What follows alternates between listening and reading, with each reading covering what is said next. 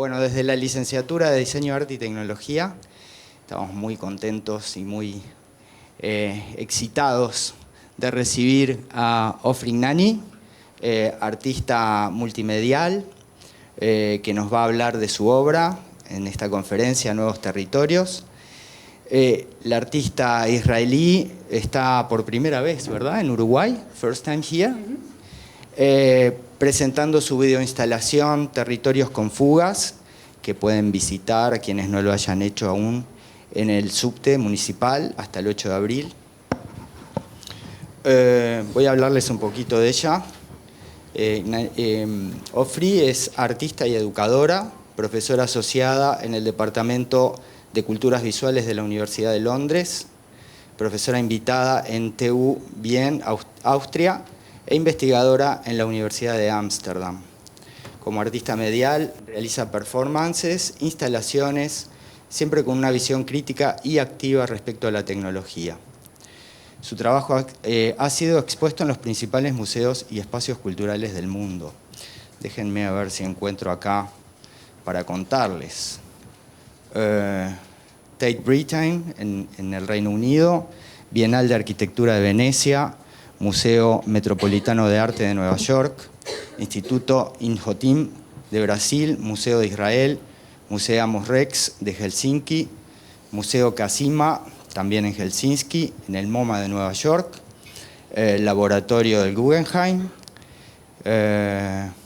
Bueno, creo que es bastante, ¿no? Creo que tiene una trayectoria importante. Algo que a mí me llamó particularmente la atención, además de la obra específica que viene a presentar hoy, es este proyecto con la Estación Espacial Universal. With the Space Station. This is amazing. I want so much to talk about this. Okay, so I have it at the end. So make sure to go. Out of program. Bueno, muchísimas gracias. Un aplauso. Bienvenida, Ofri.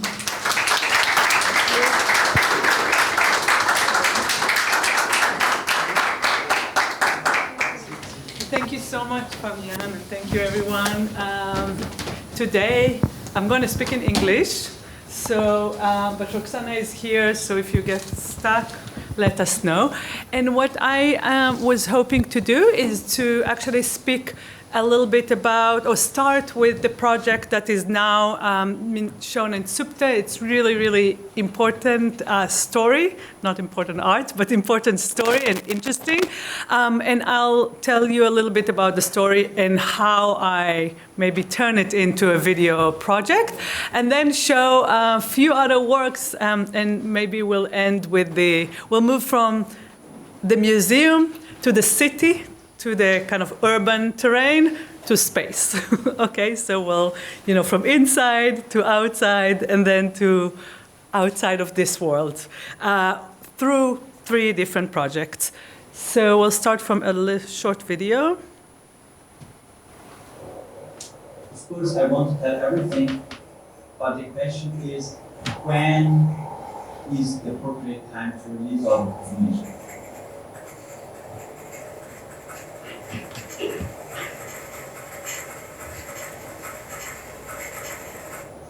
Eu fui fazer a prova e eu lembro da primeira vez que eu fui no parque, saltando ali em São Cristóvão, entrando na Quinta da Boa Vista, e tem aquele riozinho, né, que corta o parque, em volta do parque, aquela lagoa. Tinha uma água esverdeada, assim, e eu olhava para aquilo, lembro que eu vi uns patinhos, umas crianças brincando. Eu achava tão bonito. E aí eu subi as escadas e me parei no museu. I have not been able to see it again after the time, in fact. It's too cruel. But I'll do it for you. So, let's go. Oh, there. Now, to the left. Or to the right. I'm not sure from what point of view you are. A Quinta da Boa Vista, durante um grande tempo, foi ponto de prostituição, ponto de tráfico, era praticamente abandonada, assim. Então tinha muita violência dentro do Museu Nacional, tinha ponto de prostituição local na frente ali da fachada do museu. E por estar no dia a dia, sempre os porteiros, os vigilantes permitiam que as prostitutas, os capetões, ou seja lá quem for, os traficantes ficavam por ali, usassem os banheiros, bebessem uma água, podiam falar. Eles só não se envolviam na questão do dia a dia, mas eles sempre conviveram com eles. So, in 4 years ago, almost 5, in one long night in 2018, it was weekend, Saturday afternoon, a fatal fire, a very dramatic fire started in the National Museum of Brazil in Rio de Janeiro. It was a huge building. It was first a Portuguese palace, then turned into the National Museum of Brazil. And it started in an error, a short circuit and in the air condition system. But the museum was already in a very kind of shabby condition. And what sometimes starts as a small error, I would suggest unfold as some sort of a crisis in the making. So it started from one wing and then expanded. Just to orient you a little bit of what mega museum, what a giant project it was. So the National Museum of Brazil kind of hold 20 million objects in its collection. It was a museum of material culture, but also a national history museum, and it was part of the university, so it also had a big archive of the many, many, many cultures that is under this frame, the national framework of Brazil. So just to orient you a little bit, this is a headpiece, an indigenous headpiece. And this is a Ticuna mask, one of the earliest in the collection. And this is Luzia, the oldest human remain ever found in Brazil that is about 12,000 years ago, and one of the most, or maybe the most famous object in this collection. But they also had dinosaurs, because again, it was also National History Museum, and thousands of butterflies and anthropoids from the Amazonas, and this Chilean mummy that was found seated and stays seated for the entire life of the museum. But also a major linguistic archive with recording on different, CD-ROMs and tapes of many indigenous languages that are no longer practiced. And that was the only record, and now are basically gone forever. The meteorite, survived no problem. This meteorite experienced higher temperature in its life.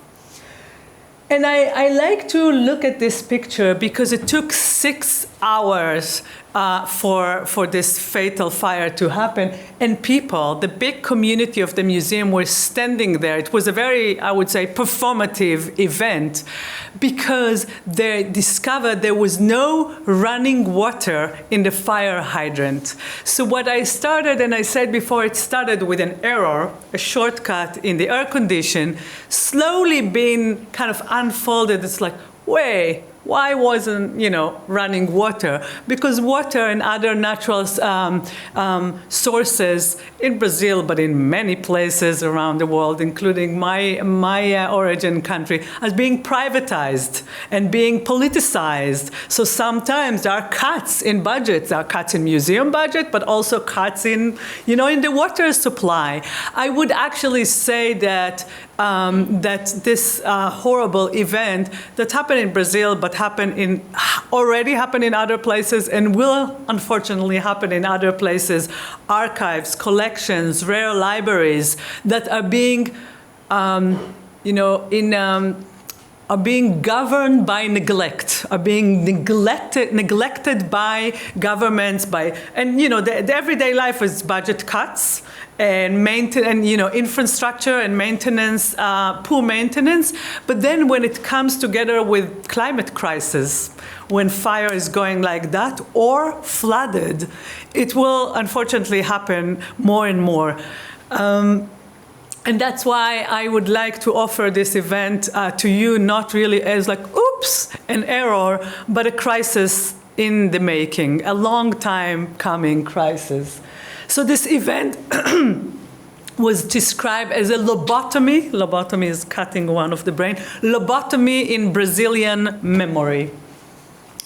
But the reason I started to look at this event is not so much because of Brazil. I actually spent a lot of time in Brazil and also showed there, but I'm not Brazilian and I'm not going to speak on the Brazilian case from Brazilian perspective. This is not my perspective. But I did, however, had a very important perspective to tell about this story. So first I can say that a lot of my practice are actually dealing with museums, with collections, with digital collection, with the objects that are always in the storage and never come up to the galleries, and all the dramas of the storage, but also education and mediation services. So I like to think sometimes that some people paint and other people are editing movies, and my medium is museums. I really work with museums and museum staff a lot.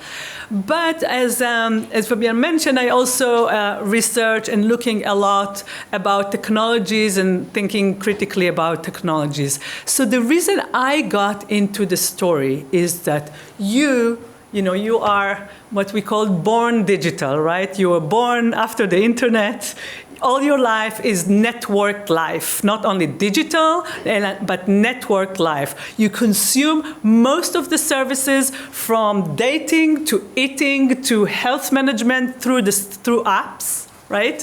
And you use this device, mine is there, that very device, to do a lot of the things in your life, right?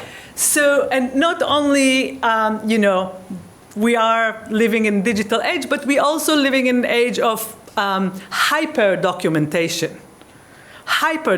We document everything. We can't even think without documenting. Sometimes people in birthday party, they take, 15 minutes videos, like, who is going to watch a 15-minute video of a clown and a baby? But people almost cannot look at the things, all of us, without documenting them. Sometimes when a little kid grab your phone, a cousin or a kid, and they take pictures, they're like, how they, in a second you have like 200 new images in your phone. We are in hyper documentation. And we also in the age of algorithmic management, algorithmic reproduction. Those images are never only on my phone. They're on my phone, on my WhatsApp group, on my social media, so they keep reproduce. But what I found shocking is that at the age of hyper documentation, not only 20 million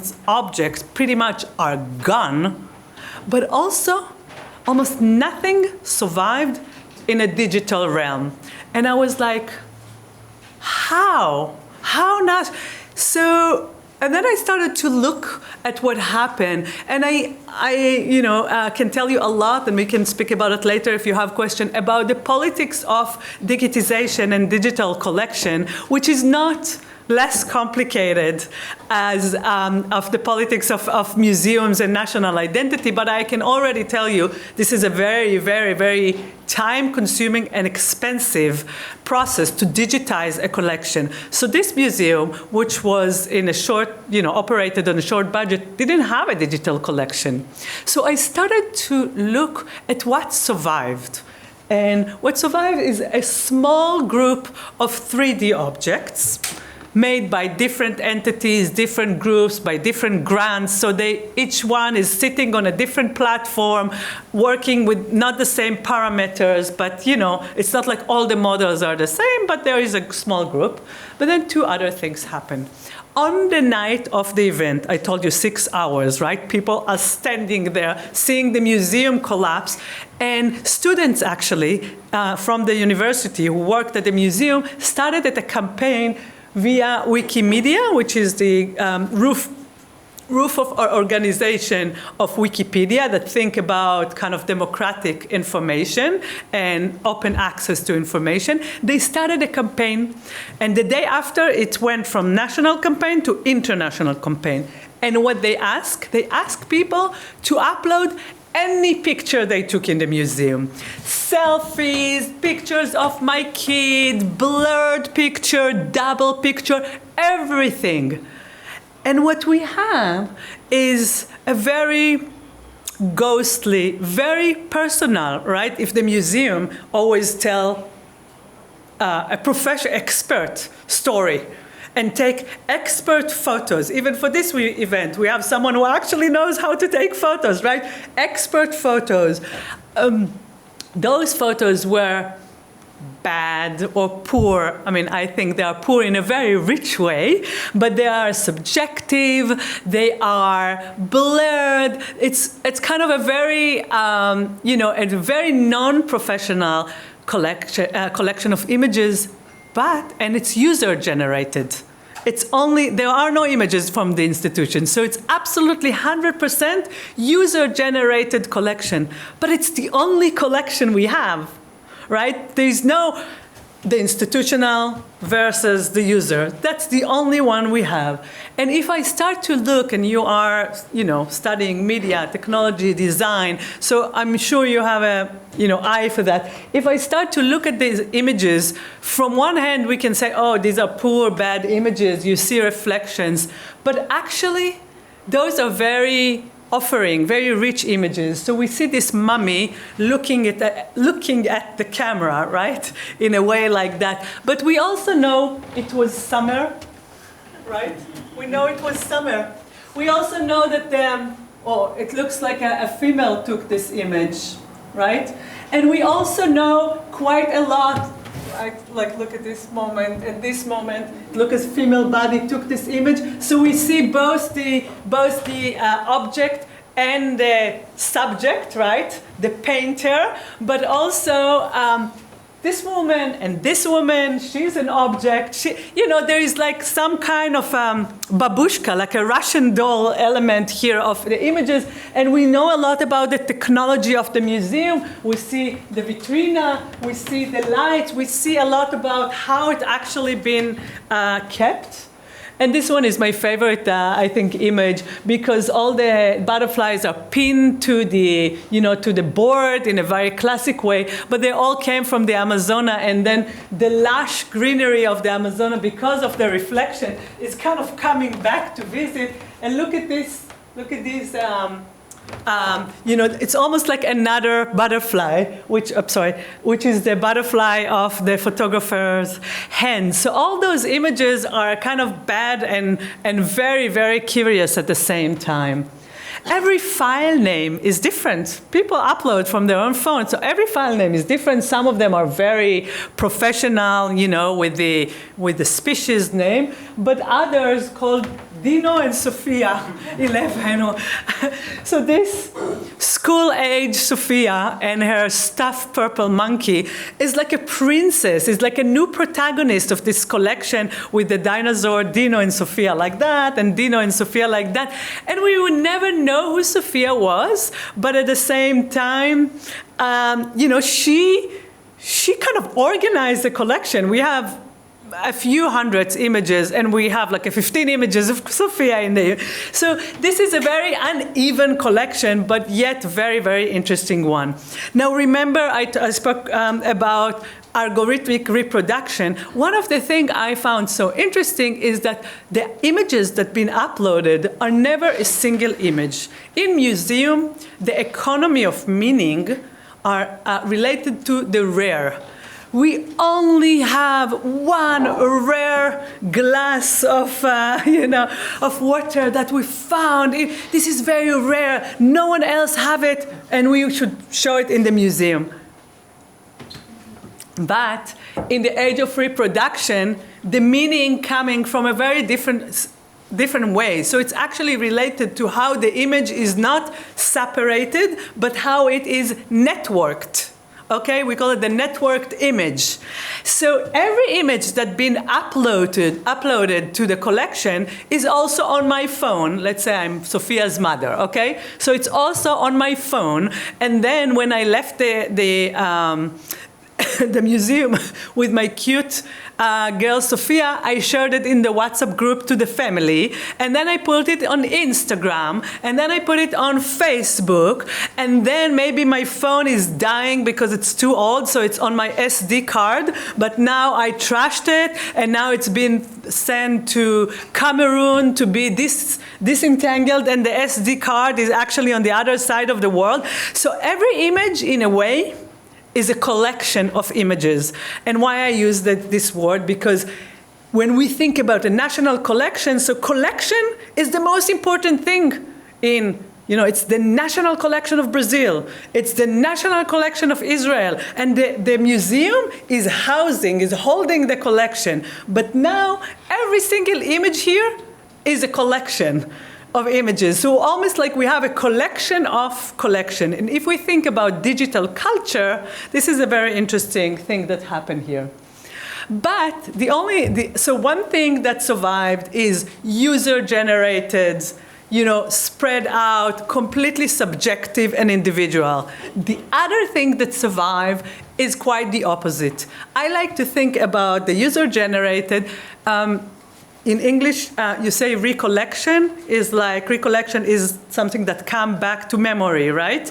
You let me recollect what happened and tell you. So I would say the user-generated is from collection to digital recollection.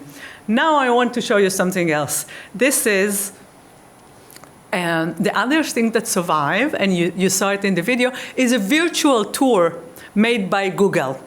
So those virtual tours that you can go to different places.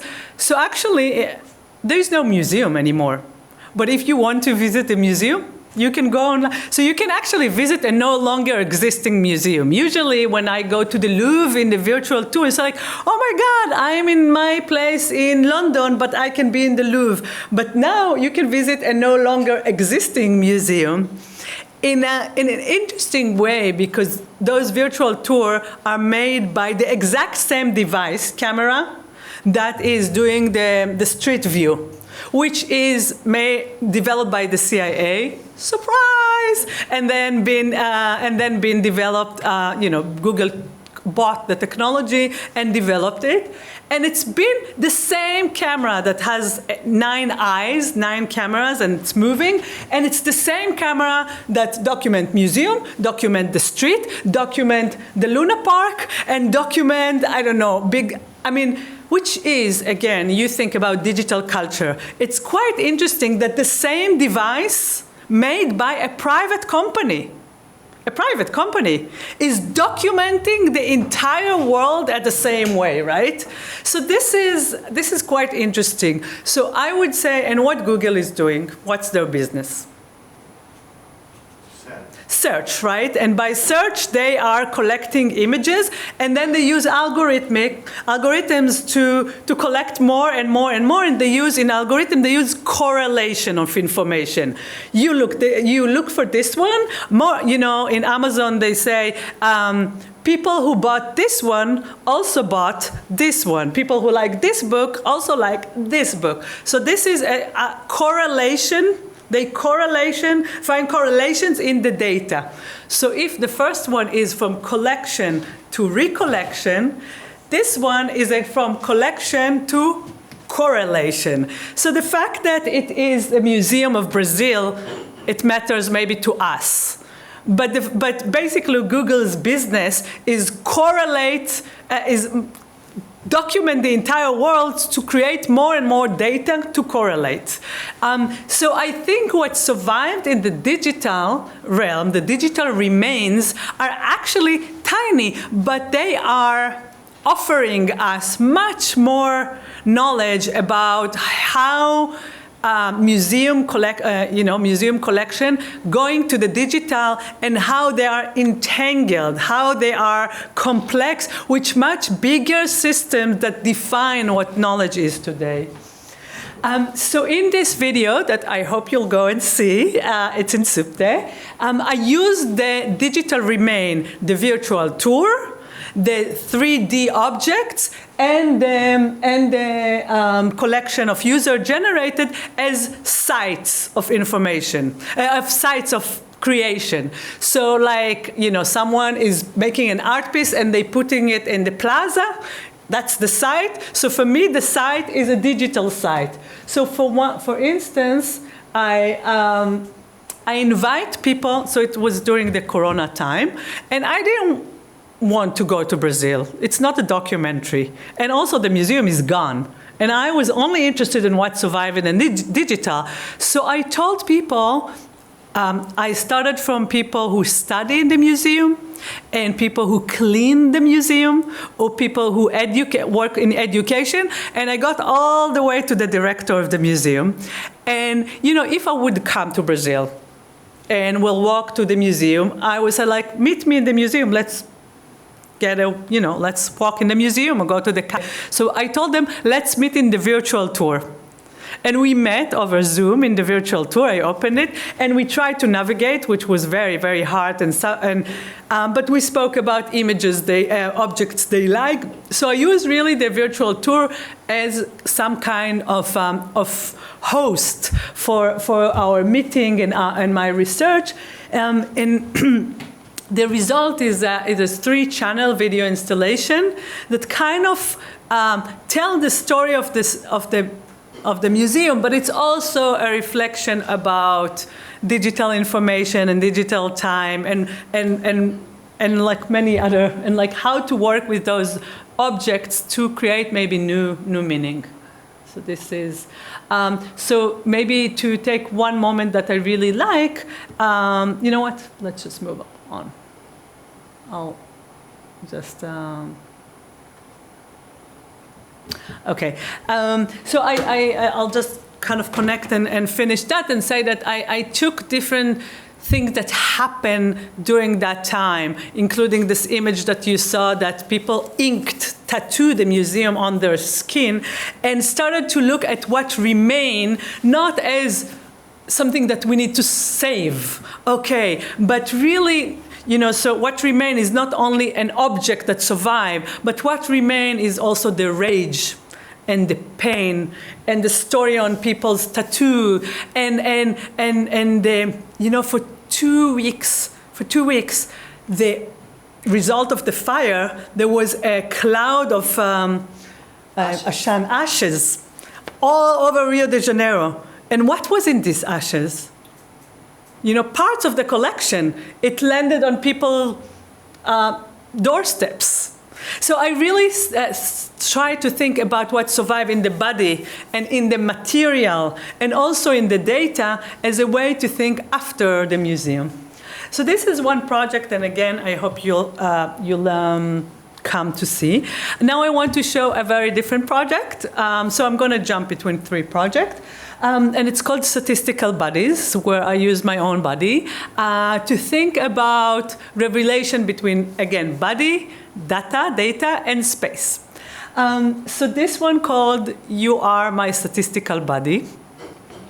And by this name, I think about my body not as a place that I like or don't like, or my, weight, or the way that it looks, and you look at me. But I look at my body as, there is a term in statistical bodies, bodies of information, of numbers, of statistics. So I look at my body as something that is a source to extract information. When we think about extraction, we think about, let's say, extraction of gold from the land. But our bodies are used for extraction of knowledge, of data that turn into profit in many different ways. And this profit, or the business of the data, is oftentimes used for prediction, right? How people will use their money, how people will buy, where we need the most Uber drivers at the point. So the data is used for prediction of, that can be monetized, can be produce more money, right? So I took different kind of old, occult in style, occult.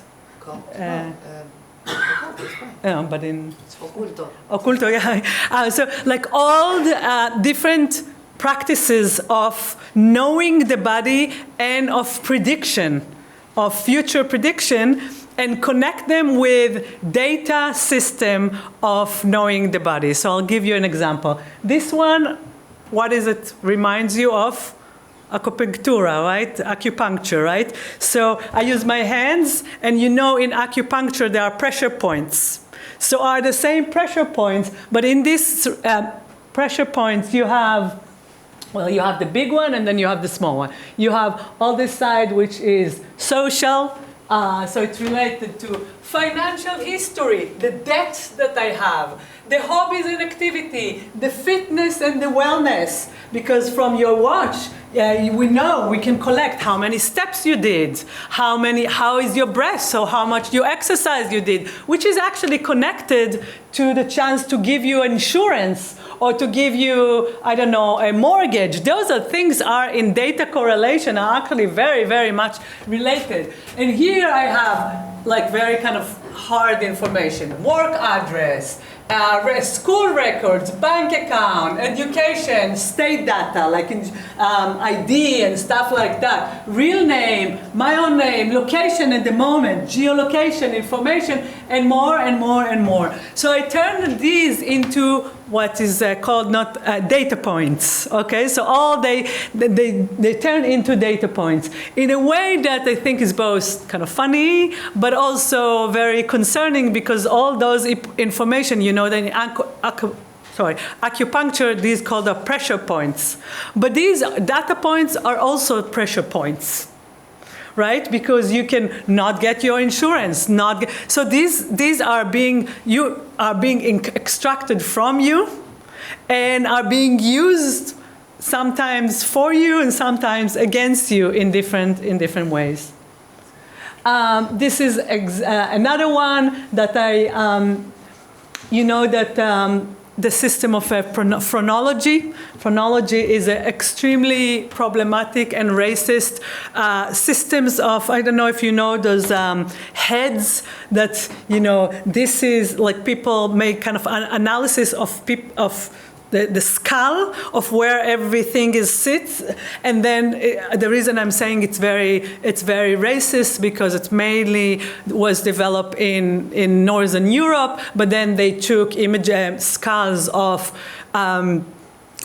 black slaves, let's say, and showed how their level of intelligentsia is lower than the white men and stuff like that. So what looked like a very medicalized system of information, being always connected to power, to the color of your skin, to your race and your gender.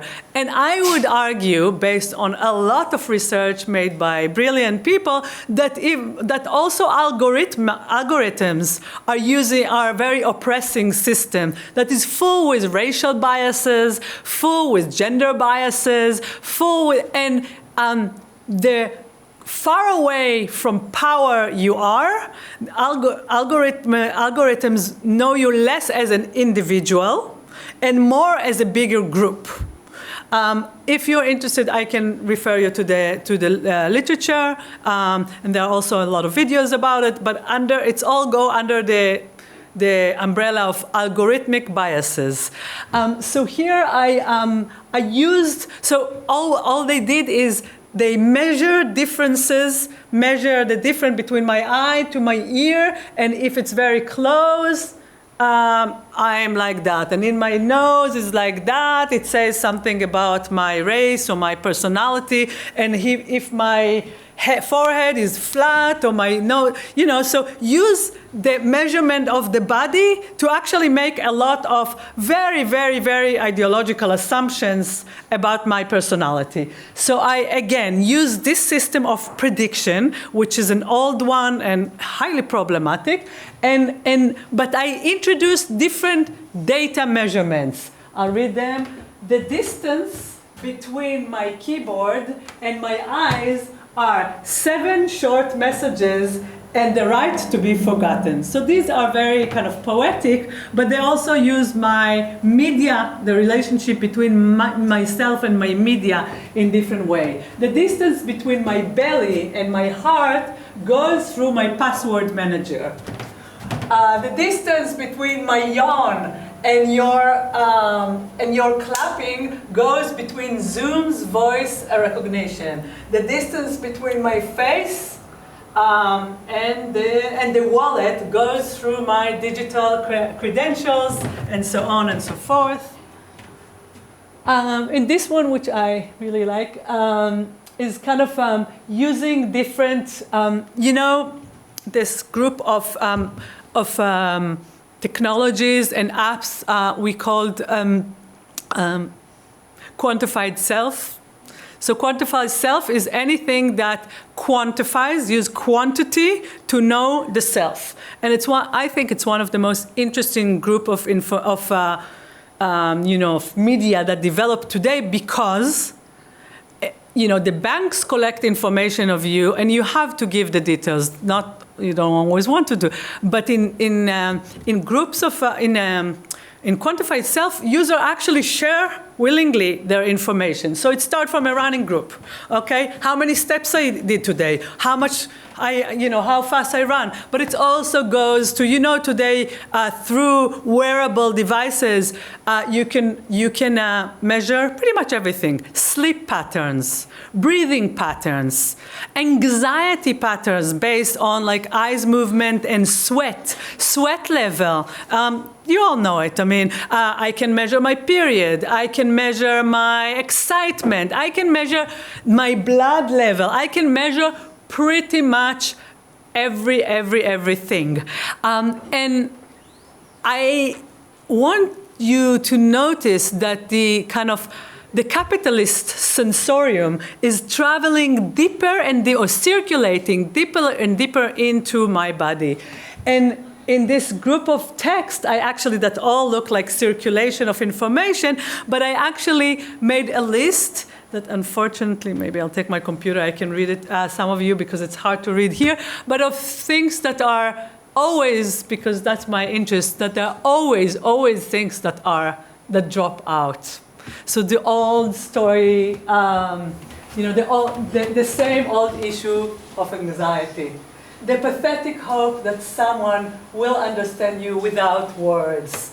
The social fatigue, the rage, the mental exhaustion, the inability to relate, the flesh, and more and more, the boring bits, the cruel optimism of applying, the skin that can see, and more. And if you'll come to Sutta, you see that a line like the skin that can see is very related also to what I've done there. This one is, to make those smart, small, nice devices, we actually need a lot of different material, land-based material that need to be extracted in crazy levels, from lithium to aluminum to titanium to platinum. And here I organize again. I took the old, or the occult, I would say, knowledge of knowing the self through rare stones and rare minerals that we all know. So it's kind of collection between spiritual and data and body in different ways. So I'm holding those precious stones, but those precious stones are organized by countries. Bolivia, Chile, Korea, Argentina, and Gabon, Zambia, but also by minerals, tin, silver, aluminum, lead, titanium, and each group is also by the part of the phone. So it goes battery. These are goes for the battery. Circuits, speakers, vibration, electronics, and so on and so forth. So each one is a diagram of material, body, data, and power.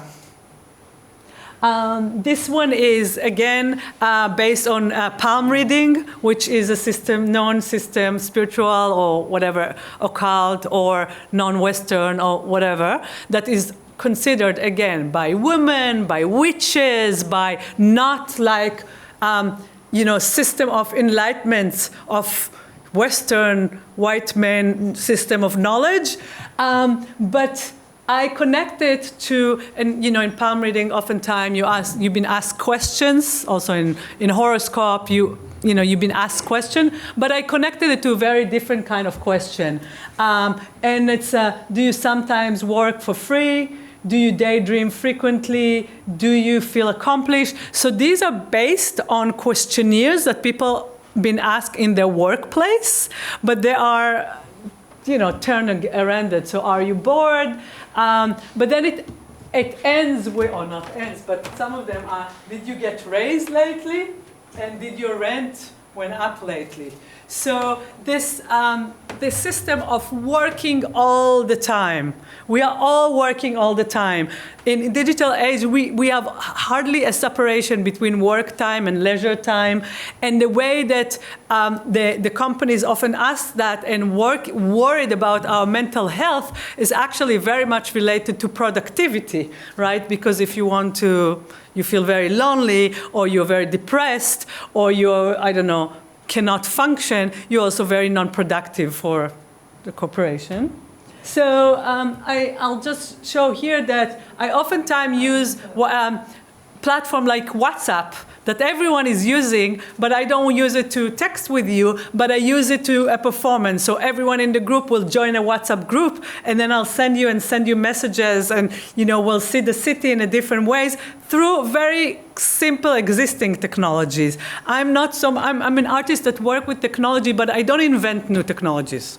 I don't write code. I love artists who do that, but I don't do that. But I look at technology critically, and I also use existing technology like WhatsApp, I would say, as wrong tool, like wrongly, not to the way, and different way. And that's something I think each one of you should consider as well. It's called chain reaction. And just to end with the International Space Station. So last year in April, an astronaut from Israel went to space, and privately, in one of the first time that people not from NASA going privately to space. And he spent, together with other 3 men, 8 days in the International Space Station. And during those days, he, or the foundation that sent him, commissioned scientific mission, educational mission, but also artistic mission. And I was one of the 11 artists that been selected to work on this artistic mission. Each one did something completely different. And what I did, which is actually similar to what I did with the WhatsApp, every day I sent him 4 lines. And every day he took pictures of his everyday routine that kind of illustrate those lines, those ideas, and send them back to me. It was supposed to be that every day I receive those images and work and create a performance live. But of course, it took NASA 3 months to okay those images. So I got them much later. And now I'm working on a piece that's called ground control, but then it says when the horizon become a frontier. So I kind of think about the space as the new colonial destination. You know, when the difference between horizon and frontier, that the horizon always stays an horizon. And frontier is something that we want to reach to. And if we look at colonial practices, what happened in colonial practices, that there is an interchange relation between horizon and the frontier. Oh, the Americas, it's there, let's go there. Change between horizon to frontier. And I think in many ways that's what happened in what we call the new space. That the horizon, what we would never get to because it's out of this world, now became a frontier. We want to concord, we want to occupy, we want to be there, we want to live there. We destroy this planet, we want to go to another planet. So my idea is to kind of think of how can I tour a place that I would never be in. I have no intention to go. And also because I think with visuals, how do technology see this image of the space station, and also how kind of an investigation of the images of space and that orbit our space, okay? Because there are so many images of space from inside and from outside, although we've never been outside. I mean, most of us, he was, have never been and would never be outside of the planet. But we have loads of images, of sounds. I don't know, I always look for Spotify playlists about space. Gazillions of playlists about space. Gazillion of images about space. But we've never been there, so our information is very skewed, and that's what I'm very much interested in this project. So I think this is part of, yeah, and this is from an old performance of mine that's called Wrong Tools. But I basically, if I need to summarize everything, I want to invite each one of you to think about technology and the relation between ideology, power, and technology and visuals, but use it, but wrongly, you know. And that's yeah, and that's pretty much where we end. So.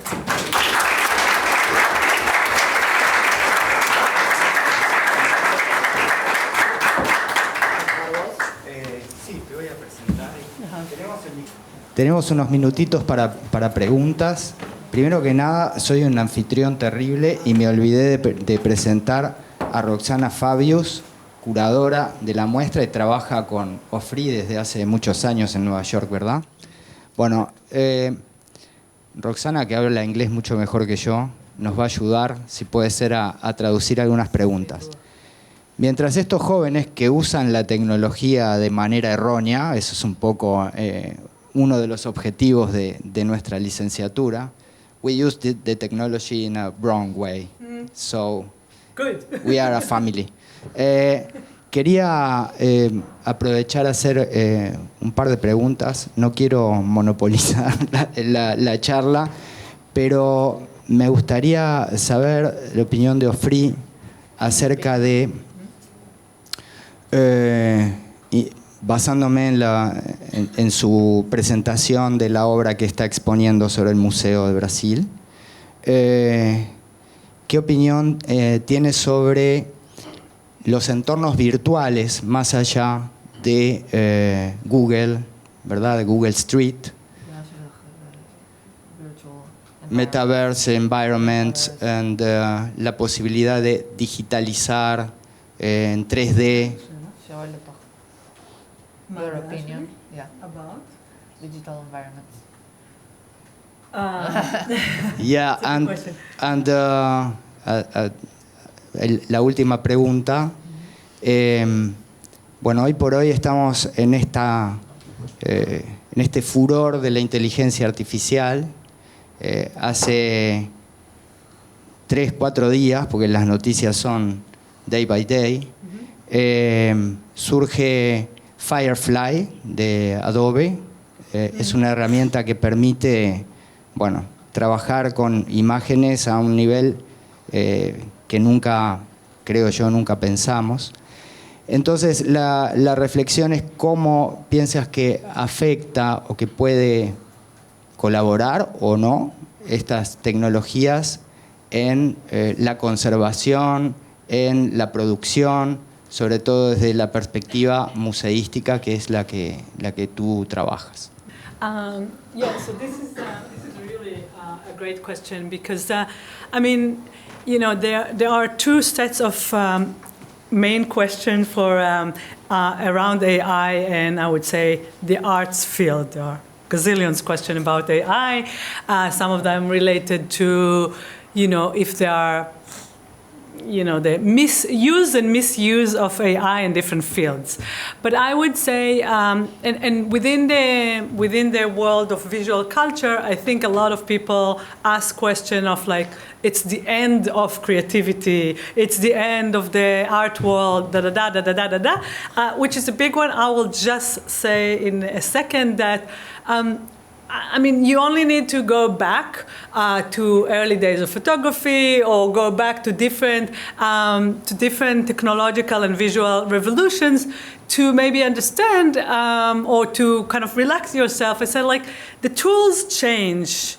But I think us as creative minds and also critical minds, because if we think creativity is making images, maybe it's limited. But if we understand that the creativity is oftentimes think with wrong tools, and also be critical, the connection between creativity and criticality, and noticing the kind of the relation to power is always something we can apply differently.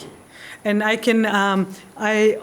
have quite a few projects that I'm using AI in different way, mainly actually text-based, less images. But these also change all the time. So to try and stop the technology or to try and kill creativity, I feel are two pointless arguments. But I think our role is to think about what technology, I mean, we can contribute to making technology, but also use existing or on-the-go developed technology to tackle the questions differently, to think about them. And I'll give an example from the world of museum. So, you know, when we look at objects in museums, we think, oh, this is museum professionals told us the truth about this lamp. It came from here, it was made in this year, it was da-da-da-da-da-da. But I can tell you, you know, from years of studying museums, that museums are first, you know, colonial institutions. Also, they tell the story from a very skewed, okay, like we do in Photoshop, skewed perspective, and they tell a story that they want to tell. So the object is working here for someone. The object is working for a specific ideology. And this is a speculation. What they tell about the object is, you know, like writing a story. It's invention like every other good story. It's fiction. So we can now, today, use digital culture and AI to fictionalize otherwise, to think about other fictive stories. And I'll give one example of an artist who is Iraqi-German named Nora El-Badri, who took the digital collection of like an anthropology museum in Germany, but she used images from from her own geography. So it's not Iraq, but Mesopotamia and like ancient Fertile Crescent, okay, so for the same geography of Iraq. And she took the digital collection and she threw in, I don't know which image generated she used, but basically she threw in thousands of images, digital images, and she let the AI to create fictional, invented images that are based on different mesh of different existing, in AI, it's a very limited set of images, but And basically, those are gorgeous images that then you can print out in 3D, or you can just show them in digital.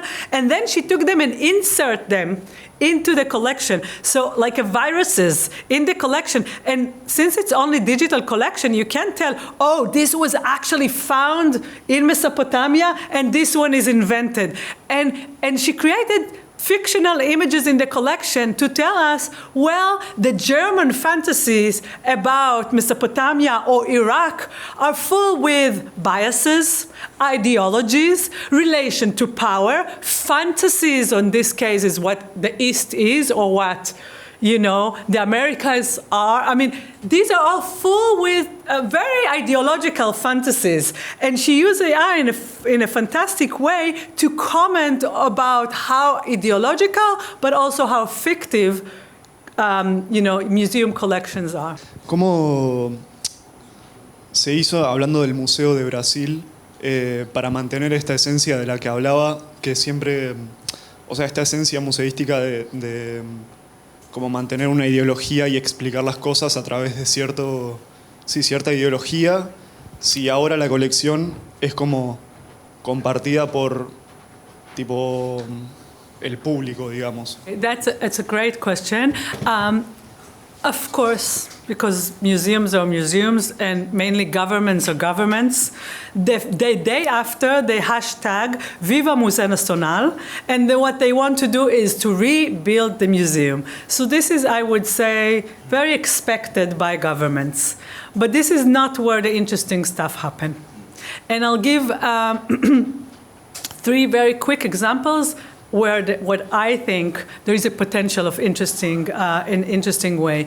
One is that because so in this museum there were quite few indigenous researchers and cultural anthropologists who work with cultures in the Amazonia for a very, very long time.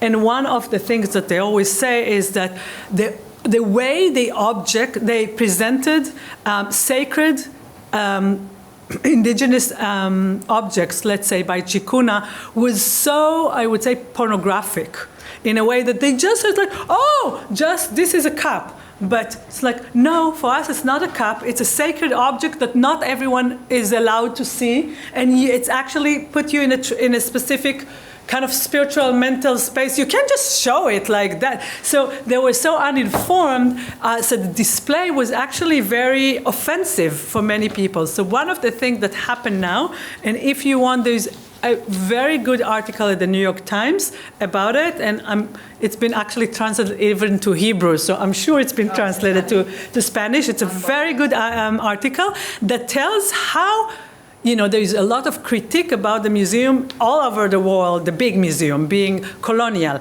So they say, hey, there is an opportunity here.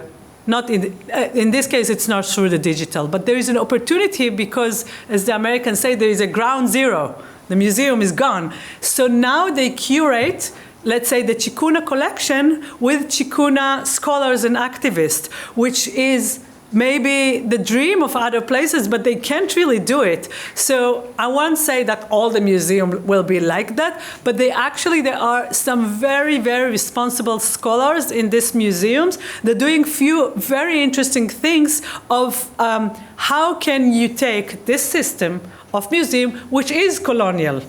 The index is colonial. The idea of museum is a colonial, right? There aren't so many museums in general in the global south that in Northern Europe, because it's a Northern Europe idea museum. So, but how do you take this colonial idea but shape the collection in a dialogue? So that's one thing. The other thing is that, as you say, this user-generated collection has a chance to become a different model, and it's more accountable model. It's more, it's a model that is thinking about repair in a way. But because this is not so many people uploaded, it's not like many images. This is maybe a few hundreds. It's not enough. But I'm involved with my own research and other people who really think about let's say, a non-state entities like Wikipedia and others, which use only user-generated image as a way of healing, as a way of kind of thinking away from the wrongdoing and the terror, I would say, of the Colonial Museum, in a way that we can think, transition into more justice collection through the digital. And my personal thinking is, if museums say the human in the center, right? Human is the most important, and I like meteorite, and I like dinosaurs, and I say, the humans say what's important in the world, and the world is organized around the human. So I'm trying in my research to show what surviving in matter, in the body and in the data, can be new alignments. Not that the human is in top and organize all the world around it, but kind of new alignments that, again, they're thinking about technologies not of the rarity, but technologies of abundance, technology of different connections. And this idea of technologies of healing, because as I show, Google is the big bully in the block exactly the same way as the colonizer or the museum. And there's a term that's my writing, I write about digital colonialism. So how can we think about technology, small technology, not because Google wants to be big, it's very colonial aspiration. So how can we think about technology in small descaling of technology, local, and one that can heal the wrongdoing, not copying and extrapolate on the same mindset? Hola, mi pregunta era un poco más personal, no tan general. ¿Cómo se te ocurrió, cómo surgió todo este tema de la cultura, la digitalización, toda la inteligencia artificial que está surgiendo ahora? O sea, ¿de dónde partiste y cómo llegaste a todos estos temas que estás tratando en las presentaciones que estás haciendo? That's a great question, and my answer is very short. I never know how to start. I can tell you it's never in the beginning. You always start somewhere from the middle. You always is like, well, let's go back and learn what's the background. It never works. You just broke up with your girlfriend, your mom, you had a fight with her, and Corona happened, and you stuck, you can travel, you got travel, and then you meet someone. I had a project, and it was great. So now I think, I have to do it as great as the other one. So I always compare. There's always so many conditions for a project that I can tell, and Roxana know my work for a very long time. I always try many things, many things. Most of them are really bad. And somehow it happened. And me personally, I also, I work with other people. I always in a conversation with other people. And the best advice I can give you, these are your people. You start now. You just started 3 months ago. These are your people. And if you have friends, people you trust their eye, and they committed. Like I know what Roxana is doing in the last 10 years. She knows it's not like we're committed to one another, and I have few friends like that. I always speak with them. Roxana did this project of Brazil. She saw it in the last 5 years. It was all over the place. Now it was messy, without direction, all over the place. But again and again we talk. So that's another way. But you always start somewhere in the middle. You never start at the beginning. And you never know what the ends will look like. Bueno, excelente. Okay. Thank you so much. Por haber venido.